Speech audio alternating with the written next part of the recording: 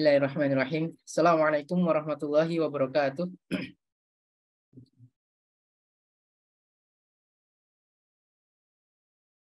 Innal hamdalillah nahmaduhu wa nasta'inuhu wa nastaghfiruh wa a'udzu billahi min syururi anfusina wa sayyiati a'malina. May yahdihillahu fala mudilla lahu wa may yudlilhu fala hadiyalah. Asyhadu an la ilaha illallah wa asyhadu anna Muhammadan abduhu wa rasuluh la nabiyya wa la rasula ba'dah. Baik. Alhamdulillahirabbil alamin. Bapak Ibu dan para hadirin sekalian yang dirahmati Allah. Pertama-tama dan yang paling utama, marilah kita bersama-sama panjatkan puji syukur kita kehadirat Allah Subhanahu wa taala, yang mana Allah telah memberikan kita rahmat serta karunia-Nya dan juga begitu banyak kenikmatan yang telah Allah berikan kepada kita semua.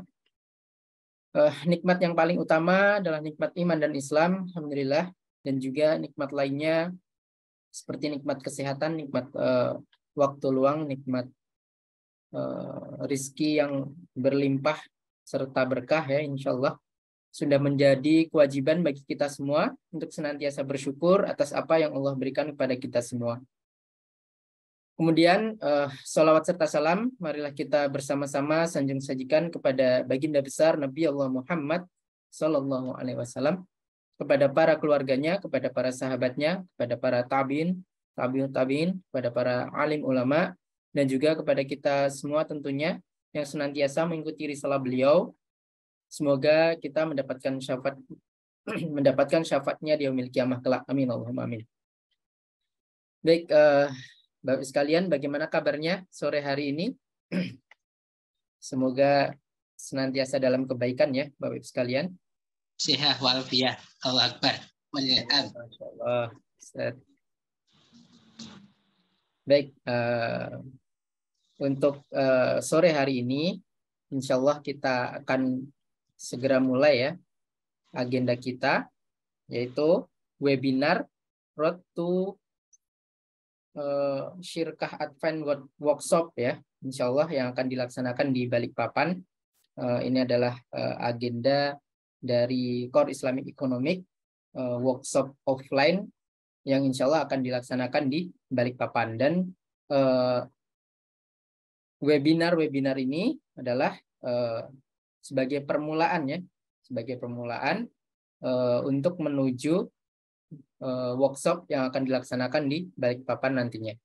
Insya Allah sekarang kita masuk di webinar yang pertama, dan pada sore hari ini insya Allah kita akan membahas tentang urgensi syirkah dalam bisnis, ya. Nanti akan disampaikan oleh Ustadz Ali Akbar. Sebagaimana kita tahu, ya, bahwa Ustadz Ali Akbar ini adalah kemudian menjadi asisten dosennya Ustadz Dwi Chandra. Insya Allah beliau juga banyak menggeluti bidang-bidang ekonomi Islam. Insya Allah semoga kita bisa mengambil ilmu yang kemudian nanti akan disampaikan oleh beliau. Tuh Bapak sekalian, ya. Sekarang alhamdulillah Ustadz juga sudah berada di tengah-tengah kita. Namun sebelum itu mari kita buka terlebih dahulu pertemuan kita pada sore hari ini dengan umul kitab bersama-sama. Ridho syafaati Rasulullah sallallahu alaihi wasallam. Al-Fatihah. A'udzubillahi minasyaitonir rajim. Bismillahirrahmanirrahim. Alhamdulillahirabbil alamin. Arrahmanirrahim. Maliki yaumiddin. Iyyaka na'budu wa iyyaka nasta'in. Ihdinas siratal mustaqim. Shiratal ladzina an'amta 'alaihim ghairil maghdubi 'alaihim waladdallin. Amin Allahumma amin. Baik, dengan dibacanya suratul Fatihah, semoga ini bisa menambah keberkahan dari majelis ilmu kita pada sore hari ini, ya Bapak sekalian, insyaallah. Gitu, ya. Tidak memperpanjang waktu lagi. Insyaallah pada sore hari ini kita akan belajar bersama, membahas, insyaallah akan disampaikan oleh Ustadz Ali Akbar, ya, tentang urgensi syirkah dalam bisnis. Sebelum itu kita sapa terlebih dahulu Ustadz Ali. Assalamualaikum Ustadz. Waalaikumsalam warahmatullahi wabarakatuh. Bagaimana kabarnya sore hari ini? Alhamdulillah, luar biasa. Allahu Akbar. Alhamdulillah, Masya Allah, ya. Insya Allah Ustadz Ali sudah siap untuk berbagi ilmu pada kita semua. Untuk itu Ustadz Ali, waktu dan tempat kami persilahkan, tafadhol mazkurah, untuk memulai webinar kita pada sore hari ini. Tafadhol. Baik, alhamdulillah. Bismillahirrahmanirrahim. Assalamualaikum warahmatullahi wabarakatuh. Waalaikumsalam warahmatullahi wabarakatuh. Alhamdulillah. Alhamdulillahirabbil alamin. Shalatu wassalamu ala asyrafil anbiya'i wal mursalin wa imamil muttaqin wa ala alihi washabihi wa mawala. Asyhadu an la ilaha illallah wa la syarikalah wa anna Muhammadan abduhu la nabiyya wa la rasula ba'da. Alhamdulillah di sore hari ini kita semuanya bisa dipertemukan. Ada yang sudah beberapa kali ya ketemuan, walaupun mungkin ada yang masih online, ada juga yang offline, dan mungkin banyak juga yang baru ya, baru ketemu di online. Salam kenal, saya Ali Akbar Al-Butoni, insya Allah kami dari Core Isaac. Ini rangkaian dari workshop yang insya Allah akan kita adakan di Balikpapan ya. Sebelumnya nanti ada 3 webinar. Ini yang pertama, kemudian nanti yang kedua hari Jumat, dan yang terakhir insya Allah nanti langsung bersama guru kita, Ustadz Dwi Condro Triyono. Nanti sedikit review terkait dengan buku baru yang akan segera di-launching ya, terkait dengan panduan syirkah lengkap yang rencananya akan di-launching nanti di Balikpapan ya, sekaligus kita workshop offline di sana insya Allah. Baik, alhamdulillah untuk webinar yang perdana ini kebetulan dapat giliran untuk kemudian bisa merefresh barangkali ya, atau mungkin yang memang belum sama sekali memahami apa itu syirkah. Insya Allah hari ini coba kita pahami secara lebih sederhana, dan mungkin nanti akan banyak contoh-contoh yang coba kita bahas insya Allah. Untuk itu langsung saja barangkali ya kita share PowerPoint-nya. Insya Allah nanti akan kita share juga di grup ya, yang belum masuk grup silakan masuk ke grup. Nanti materi-materi dari webinar akan kita distribusikan via grup webinar insya Allah. Sedang proses.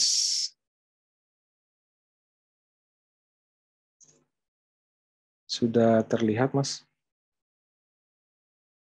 Belum nampak, Ustaz. Sudah, alhamdulillah.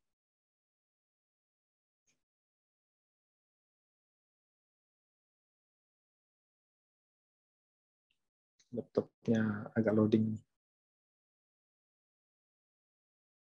Sudah di slideshow belum ya di situ ya? Belum ya? Masih belum, Ustaz.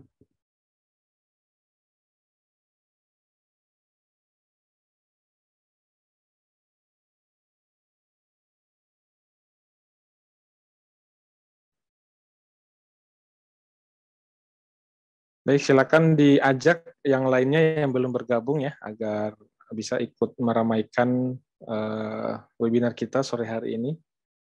Ya, insya Allah ada contoh-contoh yang sangat praktis yang barangkali sehari-hari sering kita temui ya. Sudah terlihat ya slideshow-nya?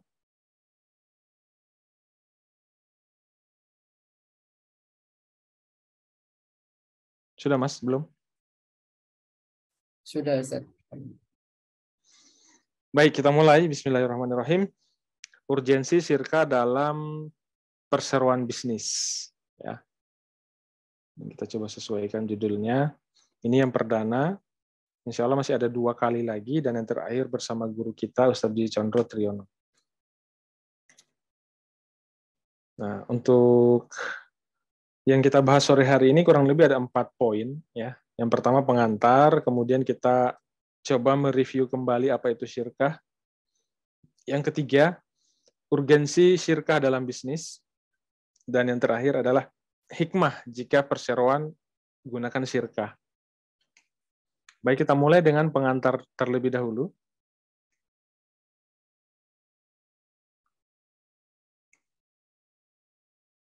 Nah, kita mulai dengan cakupan syariat Islam, karena syirkah ini adalah salah satu bagian dari syariat Islam yang sangat komplit ya.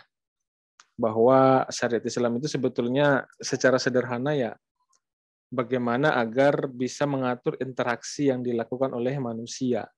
Apakah interaksi dengan penciptanya, yaitu Allah Subhanahu wa Ta'ala, interaksi dengan dirinya sendiri, atau interaksi dengan sesama manusia. Jadi secara sederhana syariat itu sebetulnya mengatur interaksi manusia, ya, bagaimana dia bisa berinteraksi dengan ketiga faktor utama yang sangat terkait erat dengan kehidupannya, dari pencipta, dirinya sendiri, maupun dengan sesamanya. Secara garis besarnya, syariat Islam itu tercakup menjadi 3 bagian besar atau 3 dimensi, ya, kurang lebih seperti ini. Ya. Kalau interaksi dengan pencipta, dengan Allah Subhanahu wa Ta'ala, itu berarti terkait dengan akidah, ibadah. Kalau dengan dirinya sendiri berarti soal makanan, pakaian, akhlak. Kemudian yang paling banyak itu adalah terkait dengan sesama manusia, hablum minan nas. Ini separuh atau 50% lebih daripada syariat, itu lebih banyak mengatur interaksi manusia dengan manusia lainnya. Dan sirka itu ada di sini, ya, di lingkaran ini. Tepatnya ada di sistem ekonomi.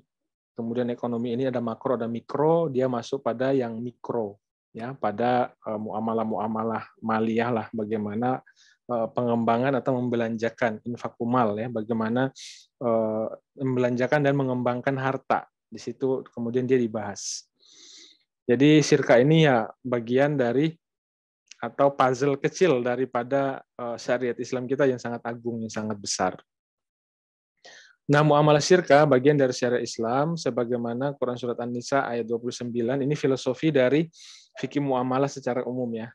An-Nisa 29 ini. Bismillahirrahmanirrahim. Ya ayyuhalladzina amanu la ta'kulu amwalakum bainakum bil batil illa an takuna tijaratan antara minkum wala taqtulu anfusakum innallaha kana bikum rahima. Jadi secara prinsip ketika kita bermuamalah secara umum, ya, secara umum itu sebetulnya kalau yang ada urusannya dengan harta, dengan barang atau benda atau dengan produk-produk yang kita miliki, itu sejatinya hanyalah perpindahan kepemilikan barang dari orang lain kepada kita atau dari kita kepada orang lain, ya. Dan di sini dikatakan janganlah kamu saling memakan harta sesamamu dengan jalan yang batil, ya, atau mungkin saling memaksa satu sama lain, atau mungkin ada salah satu pihak yang tidak ridho. Sehingga itu akan sah kecuali dengan jalan perniagaan yang berlaku dengan suka sama suka atau antara minkum, ya. Antara minkum seperti apa? Tentunya harus mengikuti standar keadilan yang ditetapkan oleh syariat. Nah, disitulah pentingnya kehadiran syariat. Sehingga dalam syirkah pun, ya, untuk kemudian para musyariknya itu agar bisa adil, ya, patokannya syariat.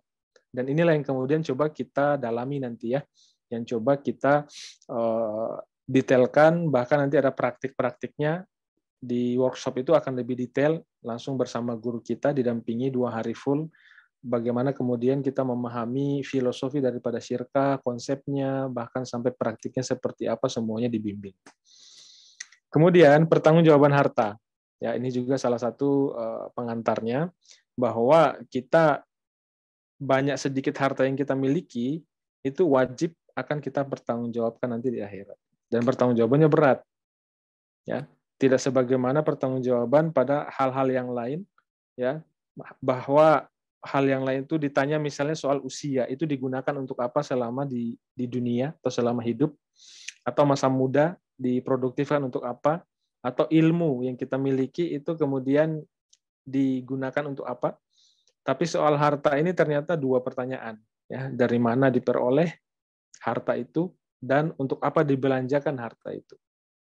Tidak hanya ditanyakan digunakan untuk apa, tapi sumber-sumbernya pun ditanyakan, itu dari mana diperoleh.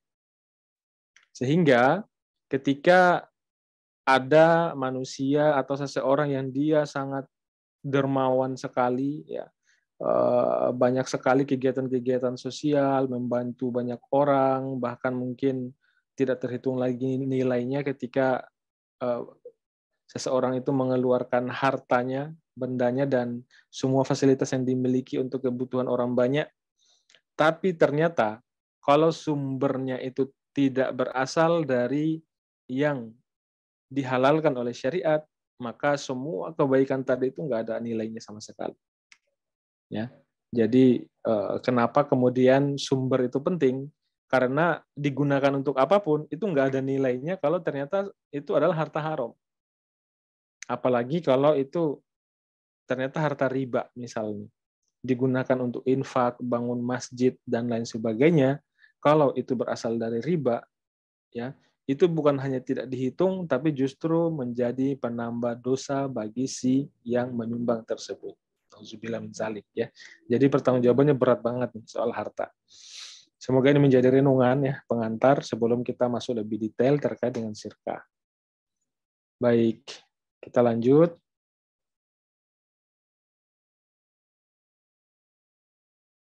Poin yang kedua, pengertian sirkah ya.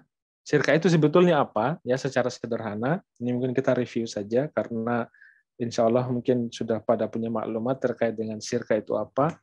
Ya, secara syariat ya sirkah itu adalah suatu akad antara dua pihak atau lebih yang bersepakat untuk melakukan suatu usaha atau bisnis dengan tujuan memperoleh keuntungan. Jadi sederhananya sirkah ini sebetulnya bentuk kerjasama bisnis dalam Islam. Ya. Kalau ada bentuk kerjasama yang mungkin sehari-hari kita lakukan antara minimal 2 orang lah. Kalau 1 orang atau sendiri ya bukan sirkah namanya, bisnis mandiri. Jadi ini kita bicara bisnis yang memang dijalankan, dikelola atau mungkin butuh investor. Ya ada pihak-pihak yang ikutan, namun jumlahnya lebih dari 2, minimal lebih dari 2. Nah disitulah kemudian bentuk bisnisnya yang syar itu seperti apa. Disitulah kepentingan daripada sirkah. Kenapa kita harus paham sirkah? Kenapa kemudian kita harus tahu ketentuan dan larangan-larangan dalam sirkah? Di situ juga kemudian pentingnya kita memahami secara detail. Hukum sirkah itu jais atau mubah atau boleh ya. Dalilnya sunnah antara lain Nabi SAW mentakrir muamalah sirkah karena sudah sering dilakukan oleh para sahabat. Ya, para sahabat ini sering bersirkah. Bahkan Abdurrahman bin Auf ketika mau berhijrah dari Mekah ke Yastrib atau kemudian disebut dengan Madinah, itu kan beliau meninggalkan semua harta bendanya tuh, bahkan termasuk istrinya tuh ya. Sampai kemudian di Madinah, beliau untuk membangun kembali bisnisnya, itu beliau memulai dengan sirkah sebetulnya.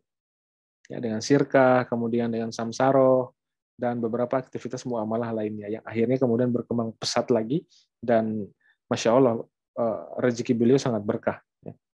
Sampai kemudian dalam sebuah riwayat dikatakan membuka batu saja itu isinya emas ya. Dan memang beliau betul-betul menginfakkan seluruh hartanya di jalan Allah Subhanahu wa taala. Kemudian sabda Nabi SAW, qala Allah taala anna salisu sarikaini malam yakhudz ahaduhuma sahibahu fa inna khana kharajtu min bainihima. Jadi ada hadis qudsi. Ini hadis qudsi ya. Hadis qudsi itu firman Allah Subhanahu wa taala tapi dilafazkan dalam sabdanya Nabi sallallahu alaihi wasallam. Allah Azza wa Jalla telah berfirman, "Aku adalah pihak ketiga dari 2 pihak yang bersirkah selama salah satunya tidak mengkhianati yang lainnya. Kalau salah satunya berkhianat, aku keluar dari keduanya." Jadi Masya Allah nih, salah satu aktivitas yang benar-benar mulia ya, bahkan ada hadis qudsi secara khusus untuk kemudian sebagai sandaran dalilnya, itu adalah aktivitas sirkah itu sebetulnya berkahnya banyak itu.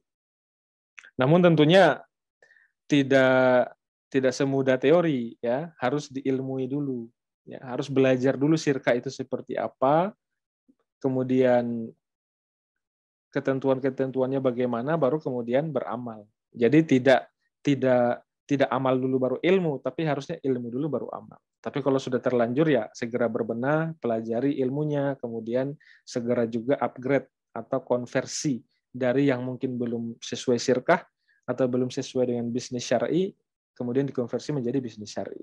Karena di situ ada keberkahan. Ya. Kalau ingin bisnis yang diberkahi dan Allah ikut di dalamnya, maka sirkah ini sebetulnya yang menjadi rujukannya atau referensinya gitu. Namun tentunya harus amanah nih, karena kalau ada yang berkhianat, maka Allah pergi dari sirkah itu. Artinya berkah itu dicabut. Meskipun mungkin sirkahnya masih oke, masih bisa dijalankan. Tapi kalau ada salah satu yang nggak amanah dengan tugasnya, maka keberkahan itu dicabut. Ya, Allah pergi dari situ dan Allah tidak berkahi lagi. Itu makna daripada hadis qudsi ini. Ya, itulah yang menjadi motivasi kita harusnya ya, mencari keberkahan dari sirkah. Berikutnya, macam-macam sirkah. Jadi sirkah ini sebelum yang 5 itu ternyata sebelumnya itu ada juga, yaitu ada dua, ya, syirka amlak. Syirka ini kepemilikan bersama oleh dua pihak atau lebih atas suatu barang yang diperoleh melalui salah satu sebab kepemilikan, seperti hibah, jual beli, waris. Jadi kalau ada harta waris, misalnya mobil gitu ya, mobil itu kan menjadi kepemilikan bersama tuh untuk ahli waris. Namun ternyata digunakan untuk bisnis. Nah, itu berarti situlah wujud daripada atau contoh dari syirka amlak. Ya, syirka jenis pertama. Syirka jenis kedua adalah syirka akad. Syirka akad ini terjadinya syirka karena memang ada kesepakatan di antara para pesyirkah itu. Ya, ada perjanjian atau kontrak di antara orang-orang yang berkepentingan. Akad antara dua pihak atau lebih dalam pekerjaan amal dan atau modal untuk memperoleh keuntungan. Jadi secara garis besarnya syirka itu ada dua, ya, syirka amlak dan syirka akad. Untuk membedakannya dari mana? Untuk membedakannya dari sumber modal atau sumber benda yang digunakan untuk bersyirkah. Kalau itu ternyata milik bersama, ya, sejak awal itu menjadi milik bersama, berarti jatuhnya syirka amlak. Tapi kalau ternyata dari awalnya itu masing-masing, ya, ada yang modal doang, ada yang tenaga doang, disatukan menjadi sebuah ikhtiar atau usaha tertentu, maka itu menjadi syirka akad. Nah, kurang lebih seperti itu. Syirka akad dibagi menjadi 5 lagi. Ya, syirka akad itu ada 5, ya, ada syirka inan, syirka abdan, syirka mudoroba, wujuh, dan mufawadoh. Kalau syirka inan ini syirkah yang pemodal dan pengelolanya itu menjalankan usaha itu bareng-bareng gitu, atau bersama, ya. Jadi nggak ada yang pemodal murni, nggak ada yang pengelola murni. Ada yang pengelola sekaligus pemodal, satunya lagi pengelola sekaligus pemodal, dan jumlahnya bisa lebih dari 2, ya, banyak boleh. Jadi semuanya terlibat dari sisi modal, ada kontribusi, dari sisi pengelolaan juga ada kontribusi, itulah inan. Kalau abdan, ini dia nggak ada modal sama sekali, tapi biasanya gabungan dari keahlian-keahlian. Biasanya para dokter, ya, mereka buka klinik atau praktik. Di situ beberapa orang dokter kemudian bersyirkah membuka praktik pengobatan itu, gitu. Atau misalnya para pengacara, ya, yang ahli di bidang hukum atau akte atau semacamnya, kemudian membuka satu kantor bersama yang itu semuanya gabungan daripada keahlian masing-masing, gitu, ya. Jadi skill kalau soal abdan. Mudoroba ini dia antara pemodal dengan pengelola. Ada yang pemodal murni, ada yang pengelola murni, atau juga ada yang campuran. Ada yang dia ikut mengelola tapi juga sebagai pemodal, ya. Ada juga yang pemodal saja, ya, ada pemodal saja. Syirka wujuh ini biasanya ketokohan, ya, ketokohan karena dia sudah punya reputasi misalnya di bisnis Islam, dan dia amanah untuk itu, dan beberapa usahanya itu sudah sukses berdasarkan pengalaman yang beliau lakukan, misalnya begitu. Kalau syirka mufawadah ini gabungan dari beberapa syirka yang ada, dan dia bukan syirka yang baru dibentuk, tapi biasanya pengembangan, ya, pengembangan. Misalnya syirka inan, ya, syirka inan udah jalan beberapa tahun, ternyata butuh suntikan modal baru untuk proyek-proyek khusus. Dibukalah kemudian investasi ke para investor yang ingin berinvestasi di proyek tertentu itu. Nah, di sini dia bisa menggunakan syirka mudoroba, yaitu perseroannya atau perusahaannya dengan si pemodal ini. Nah, berarti secara umum statusnya ini adalah mufawadah atau gabungan. Ada inannya, ada mudorobanya, seperti itu. Nah, kurang lebih begitulah, ya, secara gambaran umumnya. Kemudian poin ketiga, urgensi syirka dalam bisnis. Nah, ini yang seru nih, ya, karena ini menjadi topik pertama kita. Tadi sudah kita bahas bahwa syirka ini adalah bagian daripada syariat Islam yang sangat lengkap, dan kita coba review lagi definisi daripada syariah itu apa, ya. Bahwa syariah itu adalah khitabu syari al-muta'allaqu bi af'alil ibad bil iqtidai wal takhyiri wal wada'i.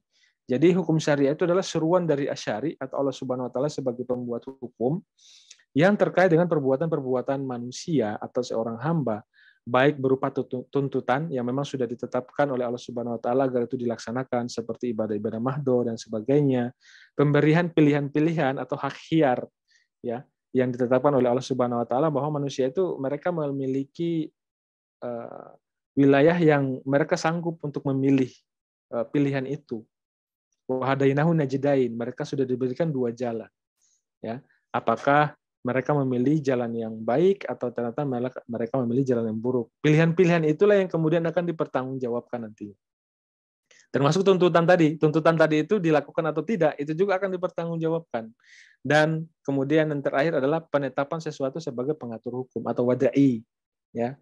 Nah, disinilah wada'i ini yang kemudian akan coba kita bahas secara lebih spesifik nih. Pembagian hukum syariat itu akhirnya kita tarik benang merahnya itu ada dua kelompok ya. Hukum taklifi, yaitu hukum untuk mengatur perbuatan manusia secara langsung yang berupa tuntutan tadi itu ya, itu hukum taklifi.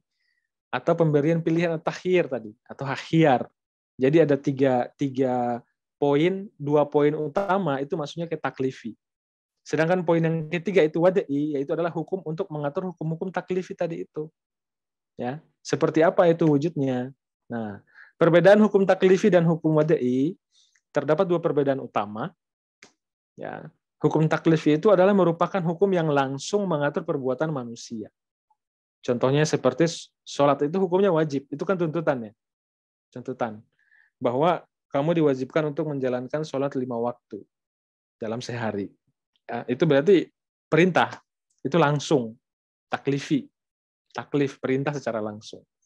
Atau syahrul Ramadan alladzi, ya, berpuasalah kamu di bulan Ramadan. Itu juga perintah wajib, perintah langsung. Namun hukum wada'i ini adalah perintah yang tidak langsung.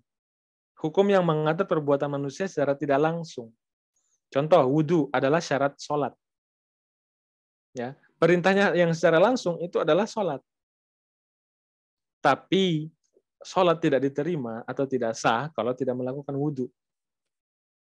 Nah, disinilah kemudian wada'i itu berperan. Ya, akan kita coba detailkan lagi. Sehingga nanti akan ketemu pada syirkah. Ya.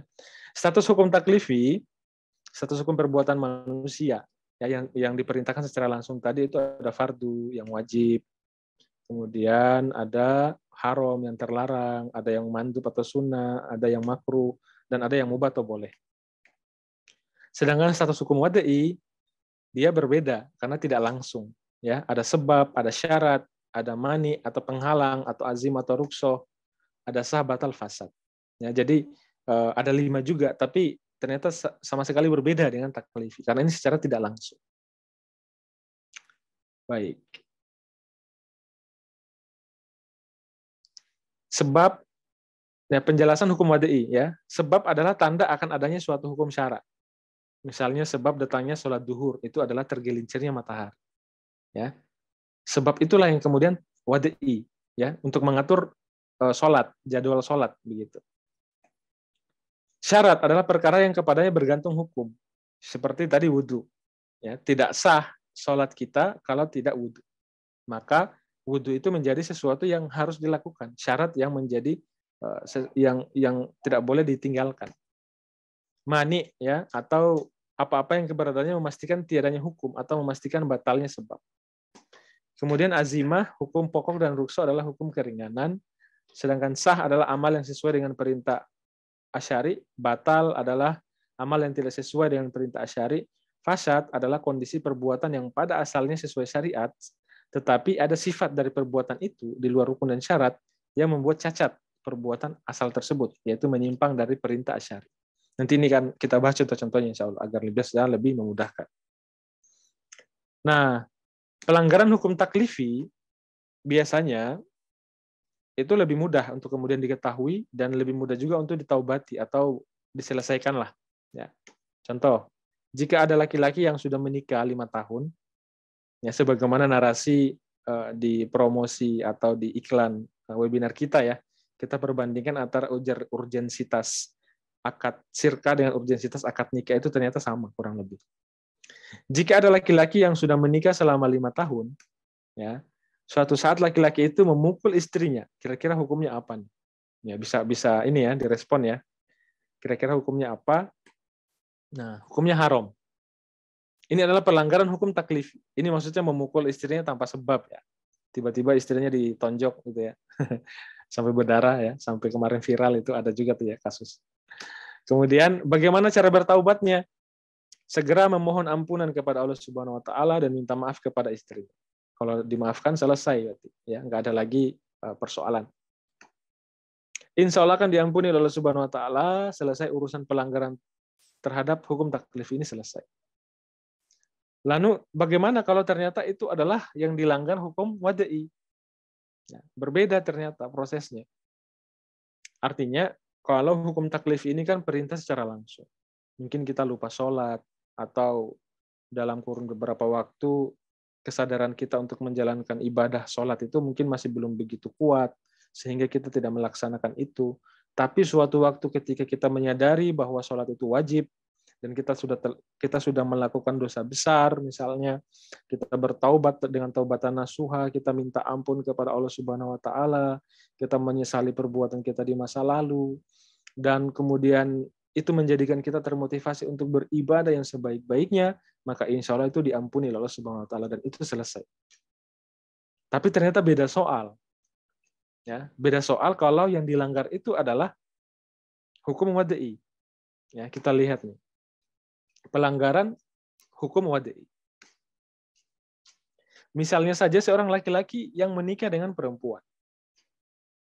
Hampir semua rukun nikah sudah dipenuhi, yaitu ada 2 mempelai, wali, mahar, dan 2 orang saksi. Namun ternyata lupa ijab qabul. Ya, saking senangnya lupa ijab qabul karena semua rukun dan syarat ada di situ terpenuhi. Mereka lupa ijab qabul, tiba-tiba sah begitu. Ya, dan mereka melakukan aktivitas-aktivitas selanjutnya sebagaimana suami istri, sebagaimana sebuah keluarga dan seterusnya. Bagaimana pernikahannya ini? Tentunya saja tidak sah, alias batal. Ya. Jika laki-laki dan perempuan tersebut tetap nekat melanjutkan rumah tangganya, bagaimana konsekuensi lanjutannya? Konsekuensi lanjutannya, ya, semua amal yang dilakukan selama berumah tangga akan menjadi haram. Ya, jadi bukan hanya sekedar haram, tapi haram ini lebih daripada itu, yaitu batal. Semua aktivitas yang terkait dengan pernikahan yang tidak sah, itu semuanya haram, atau semuanya dosa. Ya. Apa contohnya? Jika laki-laki itu memberi nafkah kepada perempuannya, maka nafkah itu tidak sah. Sehingga haram hukumnya. Jika laki-laki itu mempergauli perempuannya, maka itu pergaulan yang tidak sah. Sehingga haram hukumnya. Ya. Kemudian, jika mereka punya anak, maka itu adalah anak yang tidak sah, sehingga menjadi anak yang haram. Artinya, nasabnya tidak bisa dinisbatkan kepada ayahnya. Ya, berarti harus dinisbatkan kepada si ibunya. Lebih repot lagi kalau ternyata dia nanti menikah. Perempuan, anaknya perempuan misalnya. Kalau anak perempuan kan wajib punya wali. Kalau mereka tidak memahami status pernikahan ini bahwa tidak sah, kemudian menisbatkan nasabnya kepada ayahnya yang tidak sah, ya, maka pernikahan anaknya juga terancam juga tidak sah. Ya, itu konsekuensinya luar biasa. Nah, itulah pentingnya kita memahami hukum wadai. Konsekuensi lanjutan, ya. Jika laki-laki itu menafkahi anaknya, maka itu adalah nafkah yang tidak sah, sehingga haram hukumnya. Jika anak perempuannya akan menikah dan laki-laki itu menjadi walinya, maka itu adalah wali yang tidak sah, sehingga haram hukumnya. Selanjutnya, jika laki-laki itu meninggal dunia, maka harta yang ditinggalkan juga tidak sah diwarisi, sehingga haram hukumnya, dan seterusnya. Semua amalan-amalan, aktivitas-aktivitas ya, yang selayaknya keluarga, yang harmonis, walaupun mereka sama-sama ridho, ya, sama-sama mencintai, sama-sama menyayangi satu sama lain, tapi karena tadi satu yang dilupa, yaitu lupa ijab qabul, semuanya batal itu. Semuanya haram itu aktivitas. Nah, berat bukan? Ya, berat banget. Kalau tadi hanya mungkin sedikit konflik sesama suami istri, namun pernikahan mereka sah, ya yang menjadi pertanggungjawaban ya konflik itu saja, bagaimana diselesaikan. Kalau sudah saling memaafkan ya udah selesai, beres. Tapi kalau ternyata yang dilanggar itu hukum wadai, semua aktivitas mereka itu haram. Nah, bagaimana solusinya? Kalau ternyata yang dilanggar hukum wadai, solusinya laki-laki dan perempuan yang sudah terlanjur berumah tangga tersebut, ya mau nggak mau harus mengulangi kembali akad nikahnya yang batal itu. Nggak ada cara lain. Kenapa? Karena walaupun sudah saling memaafkan, sudah saling ridho satu sama lain untuk tinggal bareng, ya, tapi ternyata yang dilanggar itu adalah hukum wadai, itu nggak ada ampun itu. Tetap tidak sah. Pernikahan tetap tidak sah. Harus diulang. Wajib diulang. Kenapa? Karena rukun dan syaratnya itu ada yang tidak terpenuhi, yaitu tadi tidak adanya ijab qabul. Padahal ijab qabul itu adalah yang paling penting. Ya, begitupun rukun-rukun yang lain. Ijab qabul ada, tapi ternyata misalnya wali perempuan itu nggak ada. Nggak sah juga. Ya. Nah, itulah kemudian posisi hukum wadai itu begitu penting dalam aktivitas kita. Akad nikahnya harus diulang kembali dengan menyempurnakan rukun dan syarat yang tidak terpenuhi ketika akad nikah yang pertama, yang belum dipenuhi tadi.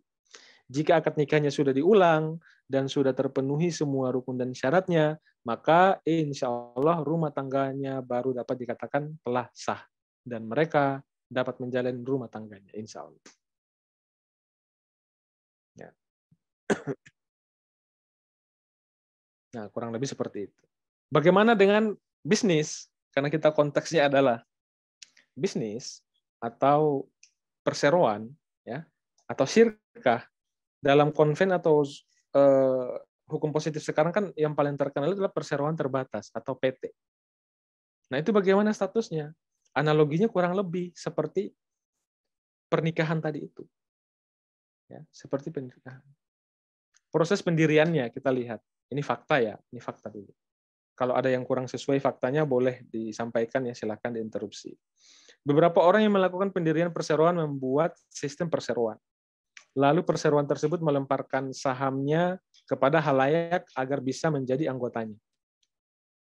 Apabila waktu pendaftaran berakhir, maka diadakan rapat umum pemegang saham RUPS untuk memberikan masukan tentang sistem perseroan serta menentukan dewan komisarisnya siapa. Selanjutnya, dewan komisaris tersebut akan mengangkat dewan direksi untuk mengoperasikan perusahaannya. Setiap pemegang saham, berapapun jumlahnya, berhak untuk hadir dalam rapat umum pemegang saham atau RUPS. Suara didasarkan pada jumlah saham, bukan pada jumlah orang. Jadi yang paling besar sahamnya biasanya yang paling punya hak menentukan kebijakan. Ya kan? Kalau di sepak bola itu biasanya kepemilikan klub itu. Ya. Ketika misalnya ada investor dari Arab Saudi masuk ke suatu klub atau Timur Tengah masuk ke suatu klub dan mereka memiliki saham mayoritas, maka yang mengandalkan perusahaan itu ya si pemegang saham tadi itu. Jadi yang sahamnya dikit itu seolah-olah hanya sekedar pelengkap aja udah. Kalaupun memberikan masukan-masukan ya sifatnya sebagai saran. Dia tidak bisa merubah keputusan yang sudah ditetapkan oleh si pemegang saham terbesar. Nah, disinilah fakta-fakta yang ada pada perseroan terbatas atau PT. Nah, kita lihat lagi. PT dalam tinjauan hukum wadai seperti apa? Karena perseroan terbatas itu adalah kontrak, ya, kesepakatan antar sesama manusia dalam sebuah urusan bisnis, maka ketika kita coba lihat tuntunannya dalam syariat, itu ternyata harusnya menggunakan ketentuan-ketentuan muamalah akad tadi itu, ya, syirkah akad tadi itu. Seperti apa? Ya, kita coba bedah. Pada PT tidak ada dua pihak yang melakukan akad secara sempurna, yaitu adanya ijab dan qabul. Rata-rata PT itu adalah kumpulan para pemodal, para investor, ya, apakah dari jumlahnya sedikit sampai banyak, intinya mereka kumpulan para pemodal, kemudian mengangkat dewan direksi. Dewan direksi ini untuk kemudian menjalankan perusahaan itu, dan ternyata status dewan direksi ini bukan business owner, bukan pemilik perusahaan, tetapi statusnya sebagai karyawan, digaji dia. Nah, disinilah kesalahannya. Ya. Sehingga tidak ada namanya ijab kabul. Memang diterima oleh Dewan Direksi, tapi ternyata Dewan Direksi ini bukan sebagai bagian daripada sirkah ini harusnya dalam Islam. Sehingga tidak sah itu kabulnya. Makanya disebut cuma satu pihak saja, cuma ijab saja begitu. Tidak ada pihak yang bertindak sebagai pengelola, yang ada hanya pemodal saja atau syarikul mal. Sedangkan pengelola justru diserahkan pada pihak lain, ya, yang tidak terlibat dalam akad perseroan, yaitu Dewan Direksi.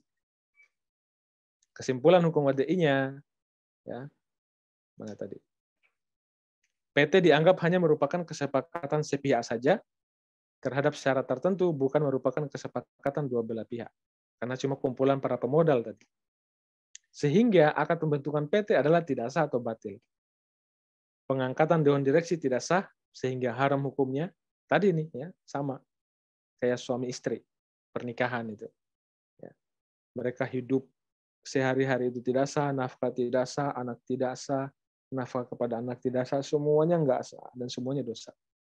Pengangkatan karyawan tidak sah, sehingga haram hukumnya. Transaksi jual beli tidak sah, sehingga haram hukumnya. Transaksi sewa menyewa tidak sah, sehingga haram hukumnya, dan seterusnya. Konsekuensi lanjutannya, saham yang diterbitkan oleh PT adalah batil juga. Selanjutnya, jual beli berbagai saham yang diterbitkan oleh PT juga batil. Hal itu sesuai dengan kaidah syara yang menyebutkan iza sakatal aslu sakatal far'u. Jika gugur persoalan pokoknya, maka gugur pula persoalan cabang. Jadi kalau mau beli saham, dilihat dulu bentuk perusahaan daripada saham itu dia seperti apa. Kalau ternyata PT dan secara internal nggak ada pembentukan sirkah, maka kita beli saham itu membeli saham yang batil atau yang haram. Nggak boleh. Nah, ini yang suka main saham nih, ya, harus hati-hati. Nah, bagaimana hikmahnya jika perseroan menggunakan akad sirkah? Insya Allah jauh lebih adil, ya. Kemudian lebih jelas, kemudian lebih pasti, dan tentunya berpahala. Ini hikmah daripada penerapan sirkah. Masing-masing itu semuanya bisa dirasakan. Kenapa? Karena dalam muamalah biasanya semuanya harus clear di depan dulu, baru jalan. Kalau belum clear di depan, itu nggak boleh jalan dulu, malah. Ya. Misalnya belum jelas siapa pengelolanya, siapa pemodalnya, itu belum jelas, belum ada kesepakatan atau belum ada akad, maka itu belum boleh jalan itu usaha atau bisnis. Ya. Harus jelas, misalnya sudah ada pengelola, sudah ada investornya, harus jelas nisbah bagi hasilnya berapa. Pengelola berapa persen, pemodal berapa persen. Dan lebih pasti, ya, lebih pasti ada periode waktunya juga gitu. Ya. Misalnya pengelola tidak boleh digaji, ya. Berarti dia akan mendapatkan persentase bagi hasil dari usaha itu. Dampak-dampak lain-lainnya itu ya bisa ada solusinya juga secara muamalah. Dan tentunya berpahala insya Allah. Karena mengikuti syariat dan juga mengikuti sunnahnya para nabi dan juga para sahabatnya yang mulia. Jadi gambaran bisnis syariah itu kurang lebih seperti ini, ya, yang biasanya digambarkan oleh guru kita, Ustaz Jonto Triono. Ada 5 pilar penting. Ya. Dan ini nanti di workshop itu akan kita coba pahamin nih 5 pilar ini sebelum kita masuk spesifik kepada sirkah. Yang pertama tentunya adalah pondasi bisnis syariah, bentuk perseroan syariah. Sirkah itu di sini nih, di pilar kedua ini. Ya.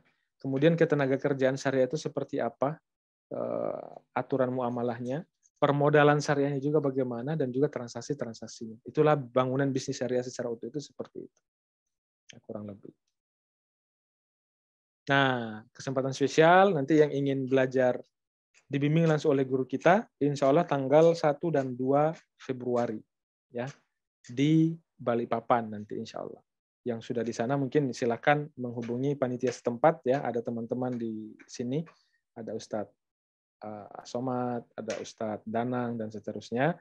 Beliau-beliau yang kemudian membantu memfasilitasi di sana, ya, silakan hubungi. Kita masih ada promo sampai tanggal 19 Januari besok. Ya, ini untuk promo spesial dari harga awal 3 juta ini untuk 2 hari, ya, dan sudah termasuk makan, ya, sudah termasuk juga akomodasi keperluan belajar. Jadi nanti di print out kan file materinya untuk 2 hari itu, dan seterusnya ya, insya Allah fasilitas-fasilitas adalah. Namun di luar dari, karena kan kita bayangannya itu peserta yang ada di Balikpapan, jadi pada pulang di rumah masing-masing. Kalau dari luar kota juga silakan aja ya, silakan. Intinya ini untuk biaya belajarnya. Kalau dibandingkan dengan yang konven ini jauh banget murahnya ya. Kayak workshop Mardigu dan sebagainya, itu paling murah tuh 1 hari saja atau setengah hari itu 5 jutaan, bahkan bisa puluhan juta.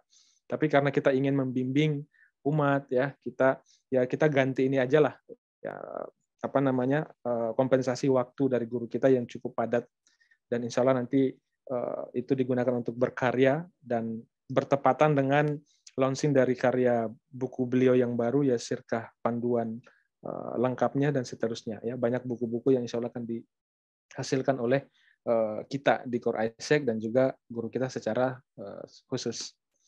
Kemudian info berikutnya lagi adalah, nah tadi yang offline, ini yang online. Yang online juga kita buka pembelajaran pakar ekonomi Islam ya, dari semester 2 yang semester genap lah sekarang ya, semester genap, dan semester kontemporer tambahan. Silakan nanti hubungi admin ya untuk menanyakan lebih lanjut. Dan juga ada tambahan-tambahan nih, ada kelas perbankan syariah, ini 14 kali pertemuan. Kemudian ada kelas baru yang baru kita adakan, yaitu kelas Saksia Islamia atau kelas kepribadian Islam. Ya, ini silakan nanti untuk mendaftarkan diri mengikuti program-program yang ada pada Core Islamic Economic atau Core Isaac. Nah, itu barangkali ya kita masuk sesi diskusi. Jika ada hal yang perlu dikonfirmasi atau mungkin mau menambahkan dari fakta-fakta yang barangkali kurang ya, yang saya sampaikan, silakan saja disanggah atau mungkin diluruskan ya jika memang ada yang kurang pas. Kalau alam bisawab, Assalamualaikum warahmatullahi wabarakatuh. Saya kembalikan ke Mas Rahmat. Silakan Mas Rahmat. Baik. Waalaikumsalam warahmatullahi wabarakatuh. Alhamdulillahirrahmanirrahim. Kami ucapkan syukran jazakumullah khair Ustadz Ali yang sudah menyampaikan materinya ya. Alhamdulillah, semoga ini menjadi pencerahan bagi kita semua dan juga mungkin review ya bagi yang sudah pernah mengikuti materi-materi seperti ini. Insya Allah tadi sudah disampaikan bagaimana urgensinya dari syirkah itu sendiri ya. Sebagaimana kita tahu perseroan-perseroan konvensional itu tidak terpenuhi kesyariannya begitu, dan inilah pentingnya kenapa kita harus bersyirkah ya untuk menjalankan perseroannya supaya ia menjalankan syariat Islam, tentunya menjalankan syariat Islam, dan juga insya Allah ada keberkahan di sana. Begitu. Sekarang kita masuk di sesi diskusi ya Bapak-Ibu sekalian. Mungkin kita persilahkan terlebih dahulu untuk yang mau interaktif langsung atau bertanya secara langsung, tafadhol bisa raise hand terlebih dahulu.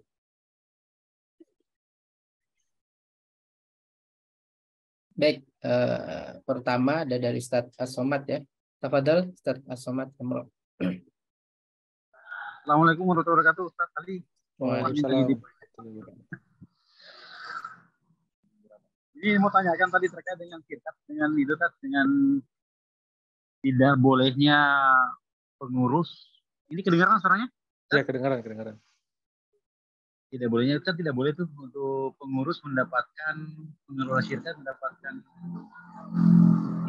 gaji gitu ya.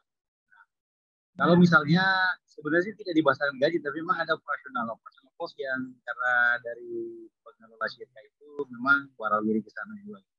Apakah itu masih diperbolehkan atau gimana? Tapi angka biaya operasional ini menjadi fix gitu setiap bulan. Apakah kemudian disamakan sebagai ini hanya gaji aja istilahnya yang beda atau gimana? Terus misalnya kalau misalnya memang tidak boleh, terus bagaimana dengan biaya operasional yang harus dikeluarkan oleh pengelola gitu? Itu dalam pos yang sesuai dengan aturan syirka yang sebenarnya seperti apa? Mohon penjelasan. Itu aja, syukuran jazakallah. Baik. Tertangkap Ustaz ya? Ya, dapat ya. Sekaligus menjawab pertanyaan yang di chat ya, sama kurang lebih dari Bu Santi. Jika pengelolanya sehari-hari membutuhkan uang, bagaimana cara dia mendapatkan uang? Karena kan nggak boleh digaji ya. Kurang lebih sama ya, mirip ya. Jadi memang secara prinsipnya dalam syirkah itu si pengelola itu tidak boleh digaji. Kenapa? Karena kalau digaji ini akan sangat menzolimi si pemodal, ya. Bisa jadi dia tidak bersungguh-sungguh atau dalam mencapai target atau menjalankan usahanya, tapi pengeluaran untuk gajinya itu sendiri ternyata besar. Ini kan laporannya bisa dibikin rugi terus dan sebagainya. Nah, inilah yang kemudian diantisipasi oleh muamalah syariah agar bisa adil. Jadi semua pihak itu bisa adil. Adil untuk pengelola, adil juga untuk si pemodal. Adil untuk pengelolanya di mana? Bisa diatur di presentasi bagi hasil atau kesepakatan-kesepakatan lainnya. Lalu bagaimana jika ada operasional-operasional? Ya, boleh saja. Operasional itu jangan dihitung gaji, ya. Operasional itu bisa dialokasikan ya sebagai biaya-biaya yang memang harus dikeluarkan dalam bisnis.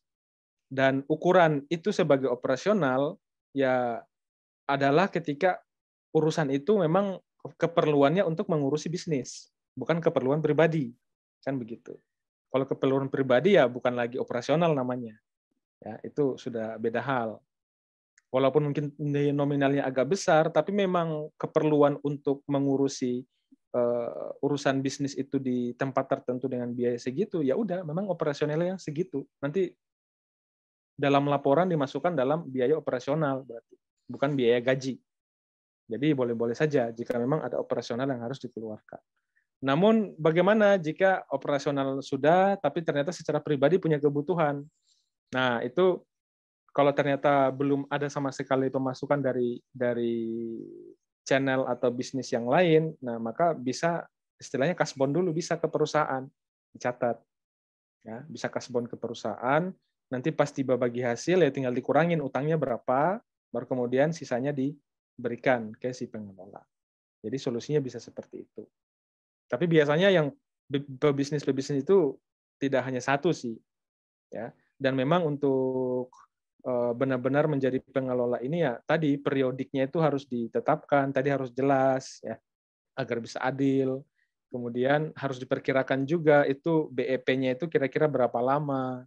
Kalau ternyata agak lama, maka si pengelola ini harus ada pertimbangan untuk sehari-hari kira-kira butuh usaha apa lagi nih dan seterusnya gitu kan. Atau mungkin bisa sambil kerja, sambil bisnis dan seterusnya. Jadi alternatif-alternatif seperti itu ya perlu disiapkan ya. Artinya maksud daripada muamalah atau syirkah ini agar si pengelola ini tidak digaji, ini ya insya Allah ini adalah bagian daripada keadilan syariat. Ya. Artinya jangan sampai kemudian karena fakta yang kita dapatkan ternyata agak sulit, kemudian kita merubah hukum syara, nggak begitu. Ya, jadi kita ngikutin dulu hukum syaratnya, insya Allah tuh solusi itu akan datang. Ya, kita coba cari tahu alternatif lain. Dan keberkahannya akan bertambah insya Allah kalau kita konsisten dengan syariat. Ya, walau alam bisawab. Bagaimana? Baik, Cukup ada ya? tanggapan Ustaz Somad? Atau Bu Santi mau menanggapi juga, tafadhol. Kalau misalnya begitu, kalau misalnya, tapi ini biaya operasional cost ini sifatnya tetap setiap bulan itu, fix. Nah, ini yang pertama. Yang kedua adalah kebetulan pengelolanya adalah, karena ini gini, ini badan usaha yang tadinya sebenarnya tanpa modal kalau kita bilang ya. Artinya awalnya itu belum berbentuk badan usaha, artinya perorangan gitu. Ini sebagai bentuk agensi ya, sebenarnya agensi properti, terus ada hasil. Kita sudah selama ini karena belum ada semacam perjanjian terkait dengan belum ada konsep circle di awal. Jadi hasil gitu kita mensisikan untuk kita siapin nanti untuk membentuk satu badan usaha lah. Ada 4 orang, jadi secara ini sebenarnya nggak ada modal awal. Nah, dalam perjalanan ternyata sudah mulai menghasilkan niatnya sudah cukup untuk membentuk kita bisa membuat bisnis yang lebih baru, lebih banyak. Jadi istilahnya pemodal ini sebenarnya dari kami juga yang mengelola, tidak ada orang lain. Nah, kemudian karena memang gaji tidak bisa diberikan, nah apa yang positif apa yang kita pahami. Suaranya mengecil. Kecil suaranya bisa kedengaran? Sebagian kedengaran, sebagian hilang. Jadi apakah tetap bisa dikatakan lebih profesional ketika misalnya fix operasional cost itu sama setiap bulan itu. Nah kebetulan pemodalnya juga sama dengan pengelolanya gitu. Karena sebelumnya tidak ada pemodal di awal. Artinya murni hanya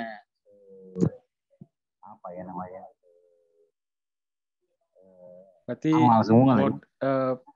pemodal sekaligus pengelola begitu ya? Ya, betul. Semuanya begitu. Dan di awal itu memang ketika kita pahami bahwa kita belum dapatkan gaji, ya udah kita nggak ada gaji, tapi karena kita warawiri ke sana kemari untuk ini kita tetapkan bahwa operasional cost setiap bulan seperti ini setiap pengelola. Ya. Itu boleh nggak seperti itu?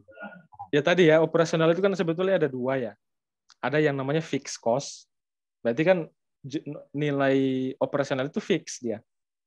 Ya, misalnya kayak sewa kantor, listrik, air, itu kan biasanya fix setiap bulan itu segitu gitu. Kalau nggak ada kenaikan ya dari pemerintah. Nah, ada juga yang namanya variabel cost atau tambahan-tambahan yang biasanya dia fluktuatif memang. Jadi kalau memang sewajarnya operasionalnya itu segitu dan setiap bulannya sama, ya udah berarti itu sebetulnya masuknya operasional ya, bukan gaji. Selama itu memang masih wajar sebagai kategori daripada operasional urusan bisnis, bukan urusan pribadi. Jadi insya Allah masih aman, ya masih aman.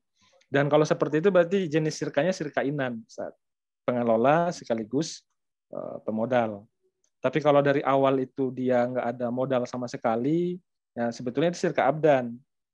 Nah, jadi sirka itu sebetulnya bisa berubah seiring waktu berjalan itu bisa berubah. Mungkin di awalnya abdan, kemudian sudah mulai ada profit, ada masukan pendapatan-pendapatan, dan ingin pengembangan-pengembangan, kemudian membutuhkan modal dari hasil profit itu, maka sebetulnya sirkanya bukan abdan lagi, sudah berubah menjadi inan sesuai kebutuhan lah begitu. Dan selama selama periodenya jelas, hak dan kewajiban juga jelas, ya insya Allah itu masih oke, masih aman gitu, bisa dijalankan terus. Nah, kurang lebih begitulah ya, wallahu a'lam bishawab. Insya Allah kita bedah lagi lebih lengkap ya di workshop. Baik, alhamdulillah cukup terjawab ya Bapak sekalian. Alhamdulillah. Kita sebentar beralih dulu ke pertanyaan chat ya Bapak sekalian. Untuk Bapak Rukul, mungkin setelah ini insya Allah ini ada dari Bapak Amin Tohari. Ustaz hendak bertanya apa yang dimaksud syirkah kamilah itu ya Ustaz? Apakah ada adakah berbagai macam syirkah yang disebutkan tadi sudah ada bukti konkret pada realitas masyarakat dari sisi kesuksesannya? Mohon kirimkan video barangkali kalau ada salah satu masyarakat yang sudah sukses dalam menjalankan syirkah itu ya. Syukron, jazakallahu khair. Begitu Ustaz. Baik, kalau istilahnya ini baru dengar ya, syirkah kamilah ini. Kalau syirkah amlak tadi ya sudah kita bahas. Kalau amlak itu kan kepemilikan, kalau kamilah itu dari kamil, biasanya sempurna. Jadi memang baru dengar apakah ini maksudnya amlak atau kamilah. Kalau sebutannya kamilah saya belum pernah tahu, jadi saya tidak bisa banyak berkomentar. Tapi kalau syirkah yang memang sehari-hari sebagaimana yang sudah kita jelaskan tadi, apakah itu yang amlak, apakah itu yang akad, ya, alhamdulillah sudah banyak yang kemudian menjalankan itu. Termasuk saya sendiri dengan beberapa teman itu menjalankan itu, ya, syirkah. Ada yang syirkah abdan, ada yang syirkah kebanyakan abdan sih, karena modal kita masih masih terbatas gitu ya. Tadi teman-teman tadi yang baru bertanya Ustadz Asomat itu juga syirkah ya. Apalagi guru kita Ustadz Dwi Condro Triyono yang insya Allah nanti akan membersamai kita di webinar ketiga tanggal 20 ya kalau nggak salah ya. Pokoknya minggu depan lah setelah beliau pulang umroh, itu beliau menjalankan syirkah itu sudah lebih dari 23 tahun. Ya. Dan bentuk syirkahnya berubah-berubah memang. Dari awalnya syirkah abdan, ya, waktu dari mahasiswa beliau bersama 3 orang sahabat beliau, ya, keahlian, ada yang punya keahlian desain, ada yang punya keahlian ide-ide branding dan seterusnya, sampai kemudian menjadi sebuah perusahaan besar sampai hari ini, itu masih sirkah sampai hari ini. Ya, contoh-contoh yang sudah sukses. Dan karyawan mereka sangat banyak sekali. Ya. Bahkan cabangnya 2, di Jakarta ada, di Jogja ada. Teman-teman yang lain yang di properti juga banyak yang kemudian mempraktikkan sirkah. Jadi untuk muamalah sirkah ini alhamdulillah nih semakin berkembang, ya.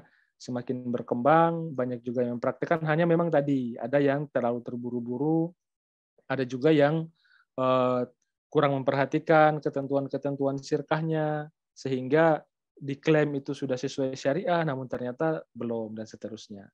Sehingga memang butuh nih, ya, butuh akhirnya kita coba bikin lembaga Core Isaac ini kan salah satunya untuk wadah belajar bareng ini, ya, belajar bersama gitu loh. Sehingga muamalah syariah ini menjadi sesuatu kebiasaan bagi kita semua umat Islam. Apakah itu yang makro, yang sifatnya dengan kebijakan-kebijakan negara, akhirnya kita bisa paham maksud dari kebijakan ekonomi seperti ini untuk apa dan seterusnya kita bisa paham, dan syariatnya Islam seperti apa itu kita bisa paham. Begitupun dengan yang sehari-hari dalam bisnis, kita berjual beli, kita tahu hukumnya, kategori-kategori jual beli yang sesuai syariah itu seperti apa, dan seterusnya, ya, produk-produknya dan seterusnya, kerjasamanya, bisnisnya, sirkahnya, ya, semuanya itu hal-hal yang harusnya mulai kita siarkan, ya, kita praktekkan bahkan di masyarakat agar bisa menjadi contoh. Alhamdulillah kita tidak hanya berteori, ya, kita tidak hanya membuka kelas, tapi memang kita praktekkan juga tuh seperti apa itu sirkah, seperti apa itu muamalah-muamalah syariah yang lain dan seterusnya. Dan harapannya dengan semakin besarnya komunitas ini, semakin banyak juga yang memahami, ya, muamalah-muamalah syariah itu seperti apa. Dan kebanyakan kita hari ini kan masih trennya hijrah, ya. Rata-rata ada yang punya utang ribawi itu bahkan miliaran dan seterusnya.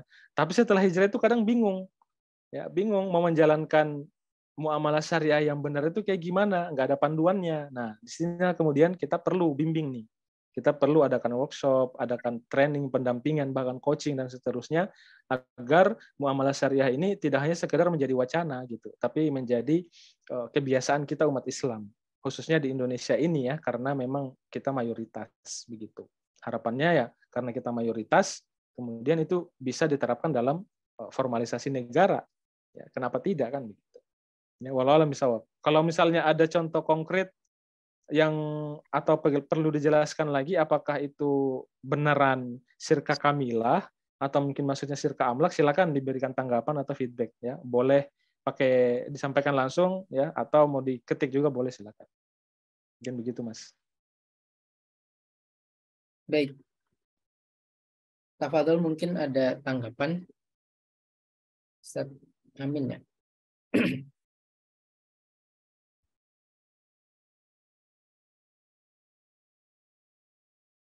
Kalau belum bisa yang lain dulu, Mas, biar efektif. Baik. Baik. Itu ya, insya Allah sebagian terjawab. Tadi mungkin istilah baru yang belum terjawab. Kita beralih lagi ke pertanyaan langsung, ya. Ada dari Ustaz Ruhul Hamzah. Tafadhol.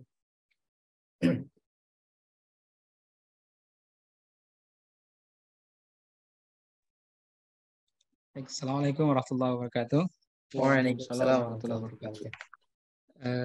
Untuk sirkah mudharabah itu di beberapa kasus itu istilahnya sering berseteru antara pemodal dengan pengelola itu di segi pembagian atau kategori pembagian laba atau rugi. Ya. Nah, sehingga klasifikasi misalnya kalau untung itu kayaknya sudah cukup jelas, ya, antara pembagiannya gitu kan. Tetapi ketika rugi, nah ini klasifikasi kerugian ini sehingga siapa yang harus bertanggung jawab, ataukah bersama atau pengelola saja atau bagaimana. Nah, sehingga sering di sini berseteru begitu. Entah dikarenakan tidak satu pemahaman awalnya ataukah bagaimana. Misalnya ada sebuah kasus seperti ini. Kerugian itu dibagi 3. Yang pertama, kerugian dikarenakan bencana alam. Nah, ketika kerugian dikarenakan bencana alam itu ditanggung kedua belah pihak, istilahnya, atau impas. Yang kedua, kerugian dikarenakan keteledoran pengelola ditanggung oleh pengelola 100%. Oke. Nah, yang ketiga, kerugian yang disebabkan turunnya penjualan, nah, ditanggung kedua belah pihak juga. Nah, ini yang ketiga ini, kerugian yang disebabkan oleh turunnya penjualan, apakah memang ditanggung oleh kedua belah pihak ataukah seperti apa? Karena untuk mendeteksi atau mengkategorikan ini kerugiannya disebabkan oleh turunnya penjualan, apakah ini termasuk keteledoran oleh pengelola, ataukah ini adalah termasuk alam gitu istilahnya. Kan alam gitu. Ya, terima kasih. Nih, tentang pembagian rugi. Ya. Tafadhol Ustaz Ali. Baik, pembagian untung dan rugi. Kalau untung biasanya nggak pernah jadi masalah ya, Ya, karena dapat semua ya. dapat semua. Tapi yang agak problem itu memang ketika rugi. Ya. Nah, secara hukum asalnya ya, secara hukum asal syirkah, kalau bagi rugi itu sebetulnya mengikuti modal, presentasi modal. Ya. Jadi kalau ternyata secara modal itu 100% dari modal materi ya, modal materi uang itu dari sohibul mal atau pemodal, maka ketika terjadi kerugian akibat force major ya, kayak bencana alam dan sebagainya, itu sebetulnya hukum asalnya itu ya ditanggung oleh yang punya modal. Tapi bukan berarti si pengelola itu tidak menanggung kerugian. Ya. Kenapa? Karena dalam Islam tenaga, waktu itu dihitung. Ya, dihitung. Jadi sebetulnya si pengelola ini rugi juga. Ya, dia sudah mengelola begitu lama, dalam mungkin bahkan bisa tahunan, tapi ternyata ujung-ujungnya rugi, ya kerugian dia di situ sebetulnya. Karena waktu yang cukup lama itu sebetulnya bisa digunakan untuk produktif hal lainnya dan seterusnya, tapi ternyata diberikan itu untuk kontribusi mengelola sirka itu. Jadi dalam Islam itu benar-benar diukur itu, soal sangat menghargai waktu, tenaga, ya, dan juga kontribusi orang. Sehingga hukum asalnya seperti itu. Kalau ternyata setelah hukum asal itu dipahami, sudah satu frekuensi, namun si pengelola karena mungkin punya kemampuan ingin membantu kerugian itu, ya itu hitungannya sudah sedekah sebetulnya. Ya, bukan lagi kewajiban bagi dia. Beda lagi posisinya kalau ternyata kelalaian 100% tadi dari si pengelola, maka ya diganti juga 100%. Ya. Begitupun yang kondisi yang ketiga. Ya, kondisi yang ketiga, si pengelolanya sudah berusaha maksimal, ya, kemampuan dia sudah dikerahkan, namun ternyata penjualannya tetap turun, itu kan dia nggak bisa ngontrol. Dan itu kalau dalam dunia profesional kan memang harusnya ada KPI, bisa diukur. Apakah ini beneran penurunan ini akibat kelalaian, atau ternyata memang secara pasar sedang ada resesi misalnya, perlambatan ekonomi, sehingga ngaruh kepada pendapatan, itu juga menjadi faktor-faktor pertimbangan. Nah, ini juga yang bisa masuk tadi pada kerugian yang akan ditanggung oleh siapa. Jadi secara yang kami pahami secara kerugian itu cuma ada dua kondisi itu. Jika itu di luar kekuasaan atau di luar peran dari si pengelola, maka kerugian itu secara materi ditanggung oleh si pemodal. Tapi bukan berarti si pengelola ini tidak rugi. Ya, dia rugi waktu, dia rugi tenaga dan seterusnya, itu harus dihitung juga. Berarti termasuk impas gitu ya? Termasuk impas. Secara syar'inya itu termasuk adil. Ya, termasuk adil. Termasuk tadi yang soal penjualan itu kan berapa piece atau berapa produk yang terjual dalam satu hari kan nggak bisa dikontrol, ya kan? Nah, tinggal dianalisa tuh, ya, tinggal dianalisa kira-kira ini memang kelalaian atau memang secara normalnya seperti itu. Karena kan faktornya banyak ya. apakah strategi marketingnya, atau mungkin SDM di lapangannya, atau ternyata memang secara global perekonomian itu sedang ada perlambatan atau resesi. Itu bisa menjadi pengaruh semua. Nah, sehingga syariah itu benar-benar adil gitu loh. Bagaimana caranya agar setiap orang itu tidak ada yang terzolimi. Ya, semua mendapatkan hak dan kewajibannya masing-masing. Kalau ternyata harus rugi, ya seadil mungkin yang menanggung kerugian itu. Ya, tidak kemudian ditimpakan kepada salah satu pihak yang lain. Namun ternyata setelah memahami konsep kerugian syariahnya seperti itu, namun ternyata ada saling bantu juga satu sama lain, ya itu sudah beda soal lagi. Ya, misalnya meskipun kita tahu nih, sama-sama tahu bahwa kalau kerugian bencana alam itu sebetulnya ditanggung oleh pemodal. Tapi karena si pengelola ini sahabat dekat dan sebagainya, pengen bantu juga, ya silakan saja, sah-sah saja. Intinya kita kembalikan dulu kepada hukum asal, selanjutnya silakan kesepakatannya bisa diatur. Ya, itu masih syar'i juga insya Allah. Selama tidak melanggar hukum syariat, ya, kurang lebih seperti itu. Wallahu a'lam bishawab. Untuk hak atau batasan pemodal untuk istilahnya mengaudit, istilahnya ya, istilahnya menggali laporan dari pengelola. Bisa maksudnya apakah pihak pemodal itu memang leluasa 100% menggali laporan yang dilaporkan oleh pengelola, sehingga istilahnya artinya ketika pemodal itu mempertanyakan misalnya rekening, keluar masuknya uang, atau bukti-bukti transaksi selama penjualan dan lain-lain.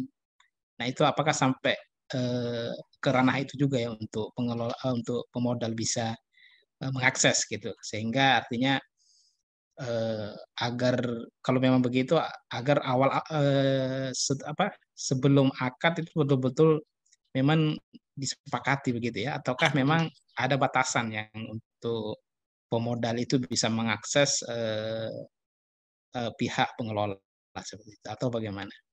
Baik, untuk mudoroba, sejauh yang kami pahami itu, untuk batasan akses amanahnya itu sebetulnya sedetail mungkin semakin bagus, agar itu bisa benar-benar dipastikan bahwa yang mengelola ini amanah. Ya. Namun soal strategi, soal pengembangan itu kan menjadi haknya si pengelola. Ya. Sehingga dalam hal ini si pemodal itu tidak bisa intervensi. Ya. Yang dia tahu ini seperti apa penggunaan modalnya dan seterusnya gitu. Kalau soal modal mau ditanya sedetail mungkin itu semakin bagus. Kenapa? Karena itu soal pertanggungjawaban kan, soal amanah. Apakah si pengelola ini menjalankan amanahnya dengan baik atau tidak. Bahkan jika perlu setiap bulan itu ada laporan lengkap. Bahkan kami pun merekomendasikan jika memang ingin berinvestasi, maka si pengelolanya ini harus bisa dipastikan minimal bisa membuat laporan keuangan.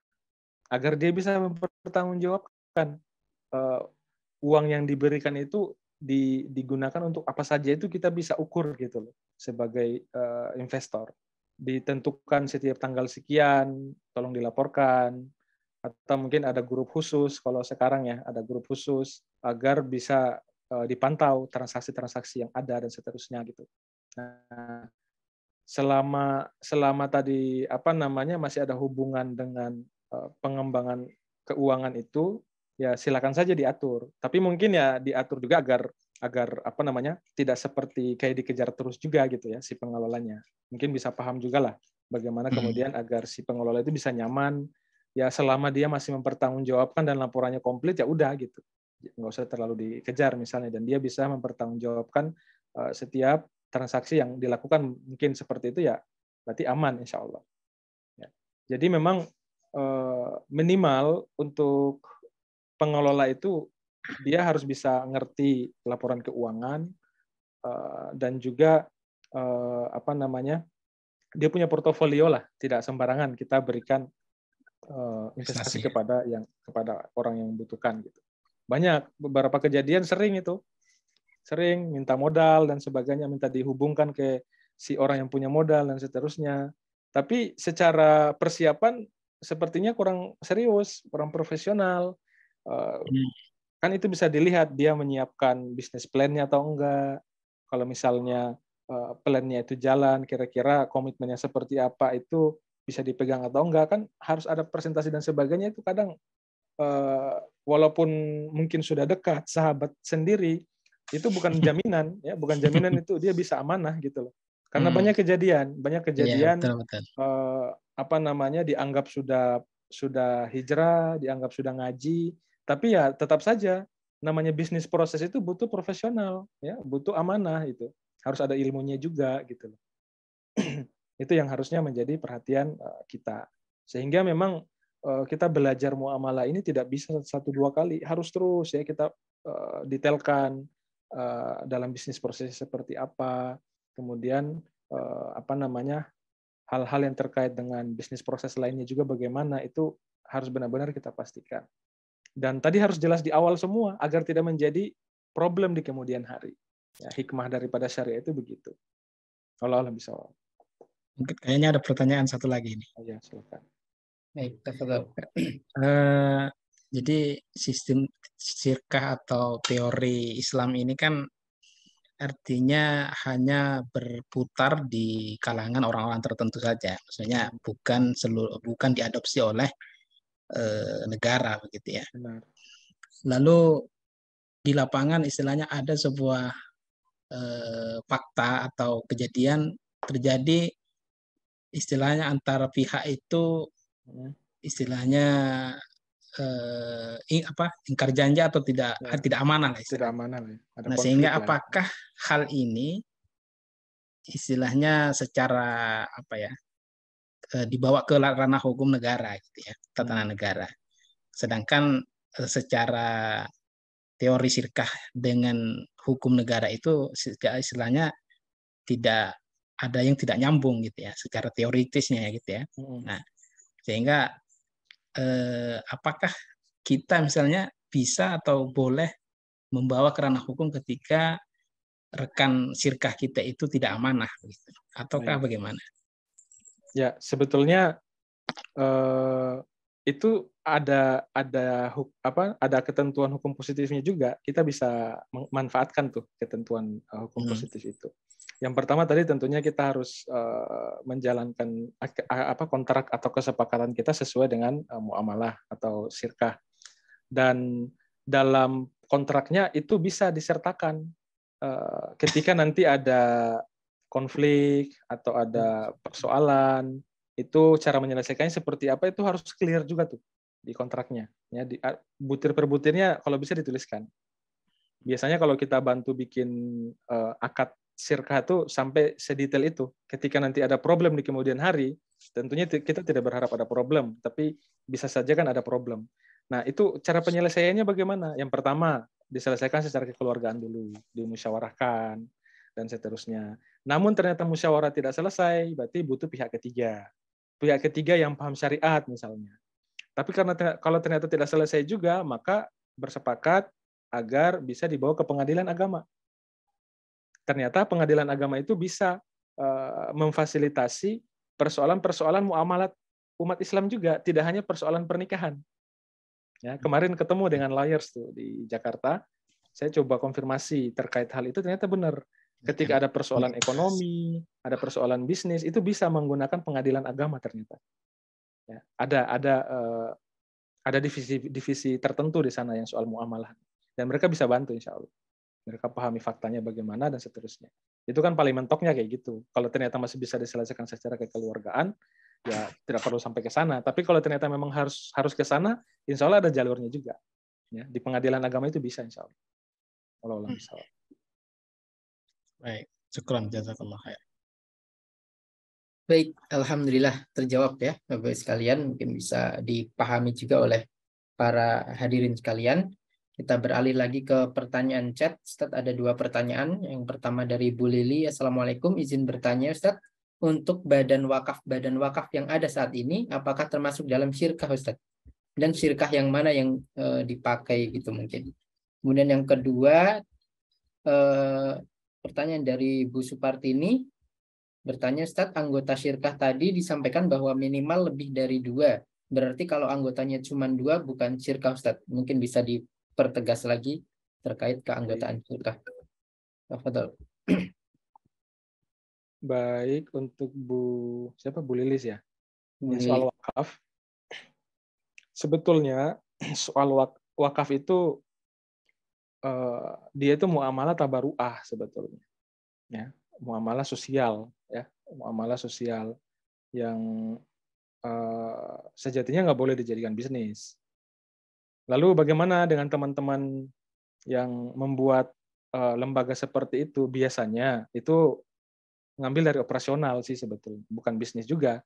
Ya, walau alam faktanya seperti apa, tapi sejauh yang kita pahami konsepnya itu ya itu bagian daripada operasional. Ya, misalnya wakaf Quran, biasanya untuk berwakaf satu buah Al-Quran itu nilainya 100.000 dengan rincian 70.000 itu untuk Al-Qurannya, apakah beli, apakah cetak, sedangkan 30.000-nya itu untuk operasional distribusi Al-Qur'annya dan seterusnya. Biasanya seperti itu. Jadi kalau ditanya itu syirkah atau bukan, ya bukan syirkah sebetulnya. Ya, itu muamalah tabaruah. Ya salah satu kreativitas umat Islam hari ini kali ya. Karena sebetulnya kan fungsi itu fungsi negara, Baitul Mal yang harus menjalankan. Ya, ketika ada yang kekurangan, ketika ada yang problem dengan kebutuhan-kebutuhan mendasarnya, itu menjadi kewajiban negara bagaimana caranya agar kebutuhan dasar itu bisa dipenuhi dan dia bisa dididik agar produktif sehingga dia bisa mandiri dan seterusnya. Kalau di konteks sekarang ya tadi ya sosial atau mungkin bahkan memang diklaim sebagai sebuah bisnis baru juga gitu yang disebut dengan sosiopreneur ya, bisnis dengan aktivitas-aktivitas sosial. Walau alam ya itu perlu fakta yang detail untuk kemudian kita kaji ya. Khawatirnya kita hadirkan fakta ini namun ternyata sebetulnya bukan seperti itu dan sebagainya ya. Jadi memang perlu tabayun dan yang lebih detail bagaimana pengelolaan wakaf yang ada dan memang beda-beda tuh setiap lembaga. Kalau teman-teman ngaji itu biasanya tadi ya ngambil operasional ya, selisih operasional untuk kemudian disalurkan kepada daerah-daerah yang membutuhkan.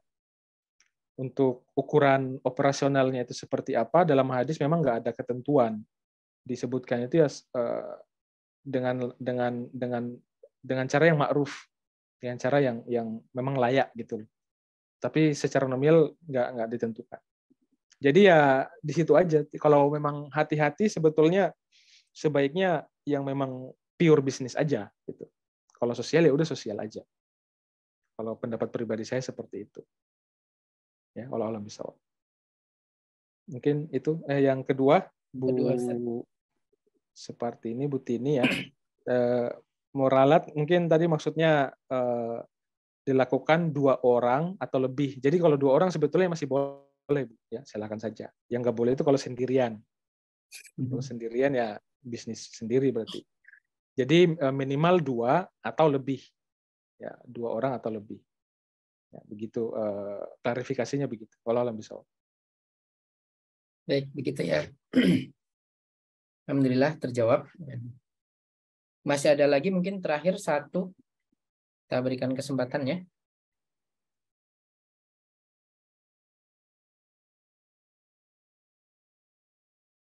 Atau cukup? Sepertinya sudah cukup ya Bapak sekalian. Alhamdulillah. Waktu sudah menunjukkan pukul 17.30 juga. Begitu untuk rangkaian materi pada sore hari ini ya. Insya Allah hari ini kita sudah membahas tentang urgensi syirkah dalam bisnis.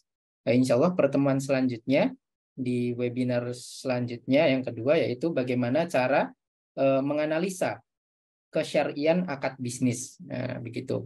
Barangkali Bapak Ibu sekalian sudah menjalankan akad bisnis, mungkin bisa diidentifikasi lagi di pertemuan ke depan, apakah bisnis yang kita jalankan itu sudah benar-benar sesuai dengan syar'i atau sudah benar-benar sesuai dengan syariat atau belum. Nah, insya Allah jangan lupa dihadiri pertemuan selanjutnya, insya Allah di hari Jumat ya Ustaz ya.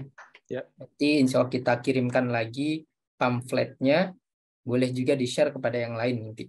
Gitu. Baik.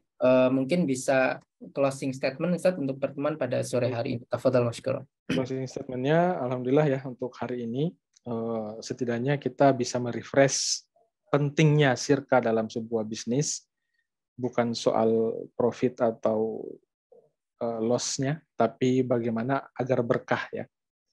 Dan untuk yang berminat ikut workshop di Balikpapan ya, atau sebetulnya ada affiliate juga nih. Kalau mau ikut affiliate silahkan ya. Untuk yang di Balikpapan atau mungkin yang di luar Balikpapan mau ikutan affiliate silahkan.